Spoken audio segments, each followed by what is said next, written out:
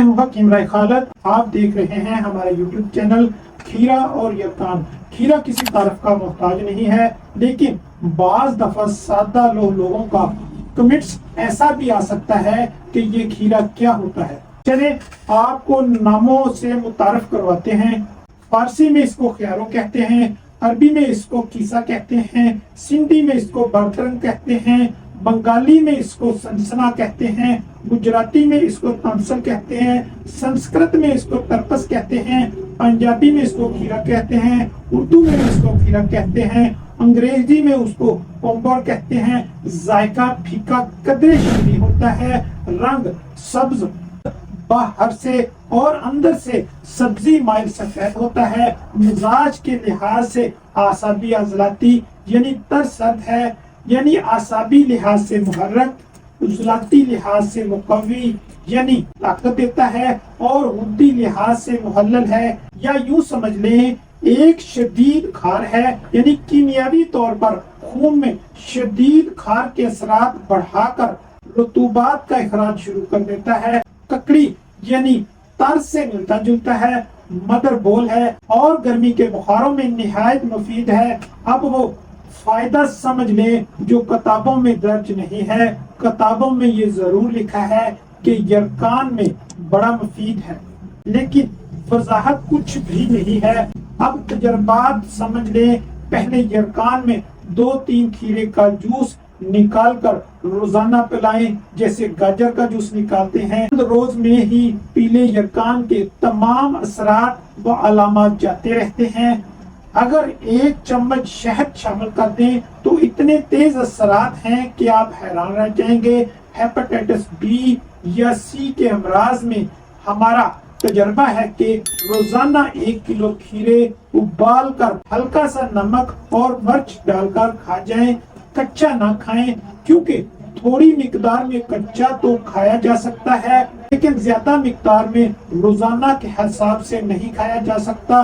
बाकी ये बहुत देर हजम होता है, जबकि हेपेटाइटिस का मरीज पहले ही तबखीर का शिकार होता है। इसलिए इसे उबाल कर ही खिलाना है ताकि बंदा आसानी से भी हजम कर सके। अब बाज लोग यहाँ ये सवाल पूछ सकते हैं कि हेपेटाइटिस में जूस निकाल कर नहीं पिया जा सकता, तो दोस्तों इसे हजम करना मुश्किल हो जाएगा। फैटी लीवर वाले यानी जिगर की चर्बी वाले भी इसे इस्तेमाल करें, आपका ALT लेवल तेजी से नॉर्मल करेगा। अब एक नुक्ता यहाँ अच्छी तरह समझ लेने से पहले गुजारिश है कि हमारे चैनल को सब्सक्राइब करें और बेल आइकन को जरूर प्रेस करें, ताकि हर नई आने वाली वीडियो बर वक्त आप तक पहुंचती रहे। शुक्रिया। आपने देखा होगा कि बाज लोग खीरे को एक साइड से थोड़ा सा काट कर रगड़ कर खा रहे होते हैं, फिर इसमें से झाग सी निकलती है।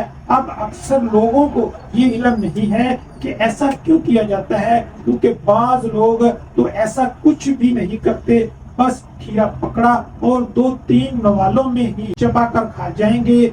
जबकि अच्छा अमल यही है कि इसकी झाग निकाल दें, क्योंकि खीरे में एक थोड़ा तलख मादा होता है जो प्यास बढ़ाता है। इसे निकालना निहायत जरूरी होता है। अब झाग की शक्ल में जब खीरे से आप ये मादा निकाल देंगे तो 2 फायदे होंगे। एक तलखी जाती रहेगी और खीरा खाने की शक्ल में प्यास का अमल नहीं होगा। जब बार बार पानी पिया जाए तब भी गजा के हजम होने में लेट हो जाती है।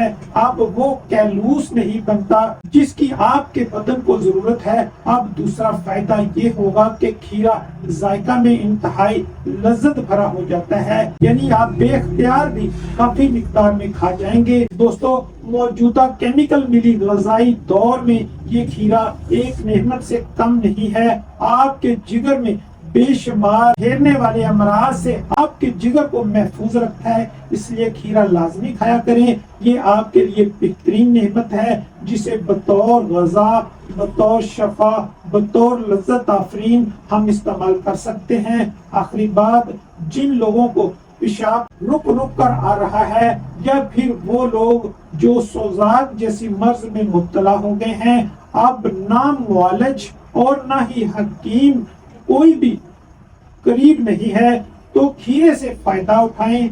اس کا جوس نکال کر پی جائیں، پیشاب کھل کر آئے گا۔ یاد رہے اگر موسم ایسا ہے کہ کھیرا نہیں مل رہا تب پنساری سے کھیرے کے تخم لیں یعنی بیج، انہیں گھونٹ کر پانی شامل کر کے سردائی بنا کر استعمال کریں۔ خیر اب تو سارا سال آم ملتا ہے، بس اتنا ہی کافی ہے۔ تشخیص اور تجویز کے ماہر معالج حضرات آج کل کے موسم میں کھیرا وافر مقدار میں ملتا ہے، تب اس کا جوس نکال کر رب بنا کر پورا سال استعمال کر سکتے ہیں، اور وہ بھی یرکان میں، گرمی کے امراض میں، بائیں گردہ کی درد جو سوزش کی وجہ سے ہوتی ہے۔ کھیرا اس کا شرطیہ علاج ہے۔ اللہ تعالی ہم سب کا حامی و ناصر۔ اللہ حافظ۔